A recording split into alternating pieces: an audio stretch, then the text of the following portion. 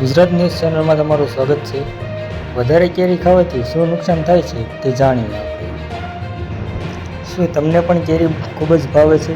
સાવધાન, વધુ પડતી કેરી ખાવાથી વજન વધવા, બ્લડ શુગર ઉછાળો અને ખીલ જેવી સમસ્યાઓ થઈ શકે છે.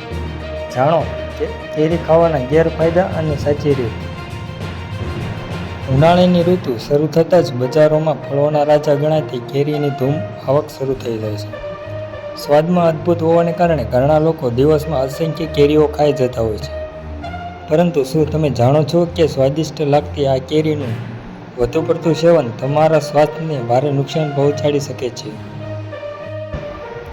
આયુર્વેદ અનુસાર કેરીની પ્રકૃતિ ગરમ હોય છે અને તેમાં કેલરી તેમજ શર્કરાનું પ્રમાણ ખૂબ જ વધારે હોય છે. આવો જાણીએ વધુ પડતી કેરી ખાવાથી થતા સંભવિત જોખમો વિશે.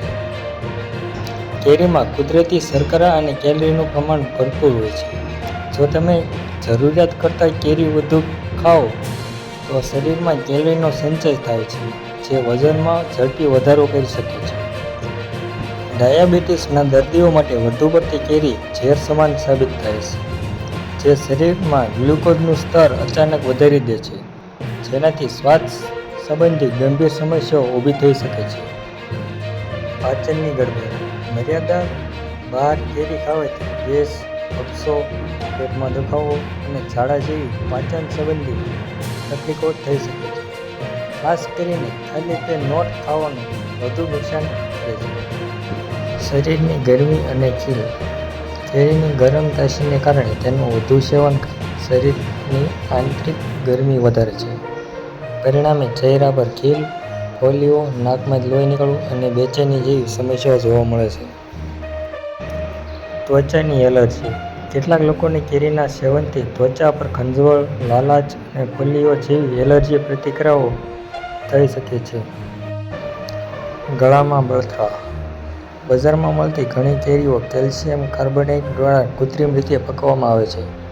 આવી કેરી ખાવાથી ગળામાં દુખાવો, સોજો કે બળતરા થઈ શકે છે.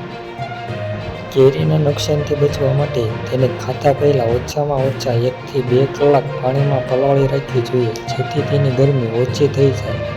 હંમેશા મર્યાદિત માત્રામાં જ સેવન કરવું. ડાયાબિટીસના દર્દીઓએ ડૉક્ટર સલાહ બાદ જ કેરી ખાવી જોઈએ. તેમજ કેલ્શિયમથી પકવેલી કે અગાઉથી કાપેલી કેરી ખાવાનું ટાળવું હિતાવહ છે.